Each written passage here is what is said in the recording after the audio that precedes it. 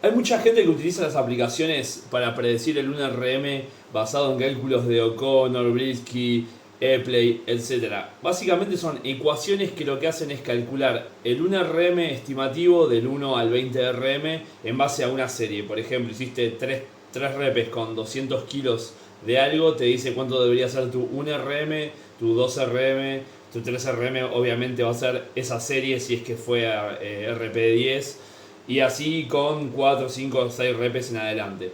El tema es que esto tiene una limitación y es que calcula la fatiga de manera lineal, pero los metabolitos, cuando las repeticiones son muy altas, no van a aumentar de manera lineal, sino que van a aumentar de manera exponencial. Entonces acá hay una discrepancia. Específicamente hablando de powerlifting, entender que son 3 movimientos diferentes. Van a ser 2 de cadena abierta, 1 de cadena cerrada. Primero que nada, el powerlifting es específico de una repetición. O sea que tu técnica de una repetición va a ser diferente en cuanto a mental, en cuanto a preparación, en cuanto al movimiento, la coordinación inter e intramuscular. Va a ser específico de una sola repetición. Ya 2 es diferente, 3 es diferente, 4, 5, 10 en adelante, ni hablar. Va a ser un movimiento sumamente diferente. Entonces tenemos este punto, que las repeticiones que son de 2 para arriba son distintas a la de una sola repetición. Y la de 5 va a ser distinta a 2, etc. Después tenemos que cuanto más repeticiones hacemos, menos predictivo es para el 1RM. Eso pasa en sentadilla, banco plano y peso muerto. Y lo que va a suceder es que a medida que hagamos más repeticiones, se va a fatigar más el core y a nivel cardiovascular que los movimientos propiamente dichos de las repeticiones bajas.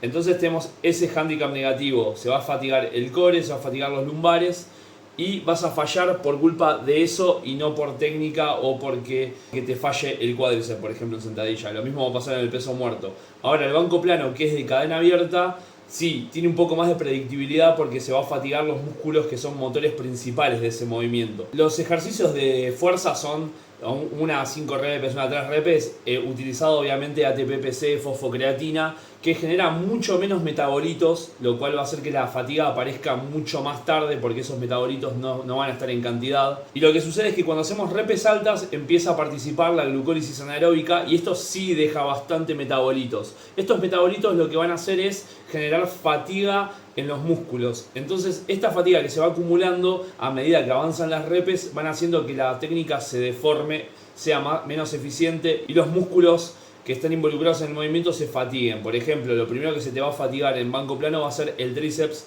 el deltoide, porque son los músculos más chicos que participan, y el pectoral por último. Por eso siempre vas a fallar en el tríceps la mayoría de las veces. En la sentadilla del peso muerto pasa algo parecido. Se te van a fatigar el core y se te va a fatigar los músculos más pequeños, por ejemplo el cuádriceps. En sentadilla en peso muerto va a pasar algo parecido, pero más a nivel del core. Por ejemplo, yo una vez hice con 170 kilos 20 repeticiones sin cinturón y rodillera y ya las piernas sentía que me estaban empezando a temblar solo de estar parado. Más allá de que el core fue lo primero que se me fatigó, como dije en un principio, las piernas empiezan a fallar y ahí es cuando ya tenés que ir guardando la barra.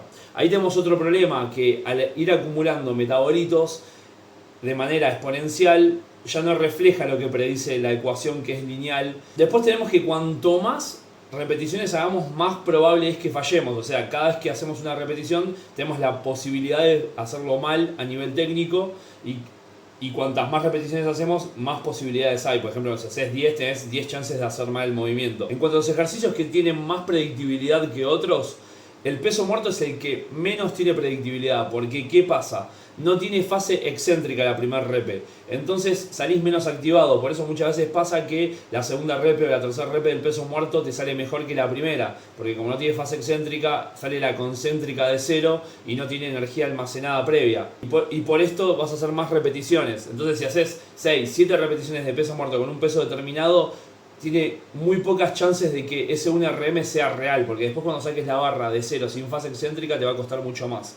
El segundo ejercicio que tiene menos predictibilidad es la sentadilla, o sea, una sentadilla que si bien tiene fase excéntrica y las repeticiones son todas parecidas a la primera, depende más de la masa muscular que el peso muerto, pero menos que el banco plano. Entonces es el segundo en jerarquía. Y el que más predictibilidad tiene a repes alta podría decir que es el banco plano, que depende mucho más de la masa muscular. Y al ser de cadena abierta es menos probable que se fatigue un grupo muscular que no sea el motor principal del patrón motor. Es decir, que no sea el deltoide, que no sea el tríceps, que no sea el pectoral, capaz En este caso podría ser los músculos del leg drive o los músculos del core, pero es menos probable justamente por lo que estoy diciendo. Después tenemos que hay gente que tiene más cantidad de fibras tipo 2 y hay otras que tienen más composición de fibras tipo 1. Las fibras tipo 2 van a ser más rápidas, van a estar más adaptadas a la fuerza, y las tipo 1 más a la resistencia. Esto, si bien se entrena, tiene un componente genético, y tenemos que las personas que tienen más composición de fibras lentas van a poder hacer más repes con, por ejemplo, el 80% de su RM, capaz sacan